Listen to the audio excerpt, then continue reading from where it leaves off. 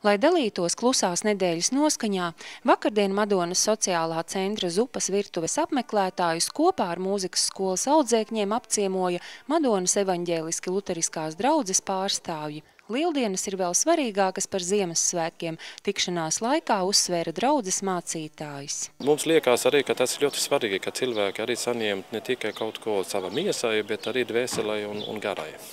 Pirmā satikšanās ar Zupas virtuves apmeklētājiem draudzes pārstāvjiem jau bijusi aizvadītajos Ziemassvētkos, un šoreiz mācītājs jau tiek atpazīts un uzdotie jautājumi par klusās nedēļas nozīmi nepaliek bez atbildēm. Mēs visi esam cilvēki, un mēs visi esam, teiksim, miesa, dvēsele un gars, un katram cilvēkam, kam ir tā godīga attieksme pret dzīve, viņi saprot, ka par šīm lietām arī jādomā.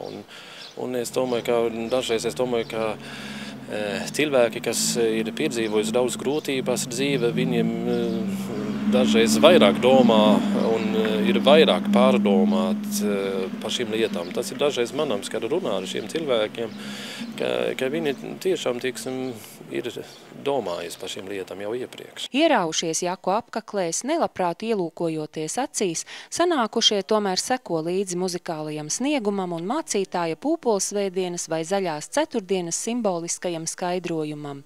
Arī savā starpā sociālā centra apmeklētāji sarunājas nelabprāt. Viens sarosās izdzirdot uzaicinājumu saņemt humānās palīdzības sūtījumu vai kādas labdares atvestos burkānus. Beķerēs dāvātie pīrāgi ir notiesāti, bet šoreiz bezmaksas pusdienās pagatavoti makaroni ar malto gaļu, piedevās tomātu mērci ar marinētu gurķi. Tādējādi svētku noskaņa ienākusi arī Zupas virtuvē. Man tas viss ir galvā. Man jau redzat 87 gadi, tā kā nekas man jauns nav. Un kā jūs svinēsiet Lieldienas? Ļoti klusu. Viena pat esmu ar savu kaķīti. Bērni man tālu dzīvo Uļus rajonā.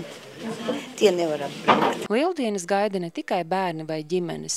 Lieldienas pienāk arī likteņa pabērnu mitekļos, lai kādi arī nebūtu tie iemesli, kāpēc sadzīves apstākļi ir tādi vai citādi. Sagaidot Lieldienas, pirmo reizi cauri Madonai virzīsies krusta ceļa procesija.